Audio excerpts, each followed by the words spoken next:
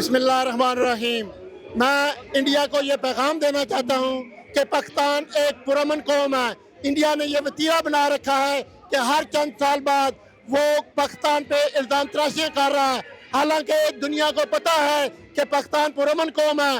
लेकिन मैं ये भी पैगाम देना चाहूँगा कि पाकिस्तान का बच्चा बच्चा पाकिस्तान आर्मी के साथ खड़ा है, और यह भी बताना चाहता हूँ कि पाकिस्तान का बच्चा बच्चा अपने मादरे वतन के लिए जान की कुर्बानी देने के लिए तैयार है। और यह भी बताना चाहता हूँ कि इंडिया होश के नाखन रहे, पुरअमन रहे। अगर इस दफ़ा गलती की तो सिर्फ फैंटास्टिक टी नहीं होगी, इसके साथ फैंटास्टिक जूते भी होंगे, और ये तबाही सिर्फ इंडिया तक नहीं रहेगी। पाकिस्तान एक एटमी ताकत है जिससे आधी दुनिया इसकी लपेट में आ जाएगी। पाकिस्तान जिंदाबाद, पाक आर्मी जिंदाबाद। मैं एक पैगाम यह भी देना चाहूँगा कि पाकिस्तान एक पुरअमन कौम है और हम अमन के लिए उनसे बात करना चाहते हैं।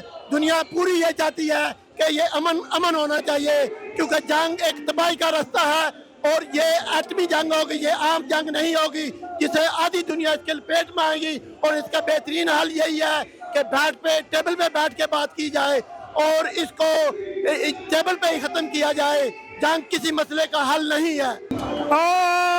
मैं इत्थे ते ढोल मेरा मंडी वे, फौज रहिंदी आ साडी मगर कंडी वे, कांडा होनी देंदी नंगी वे, मेरे आवे माइया कोठे उत्ते सट कंगनी, जंग दे रब जितानिया साडा फर्ज है दुआ मंगनी।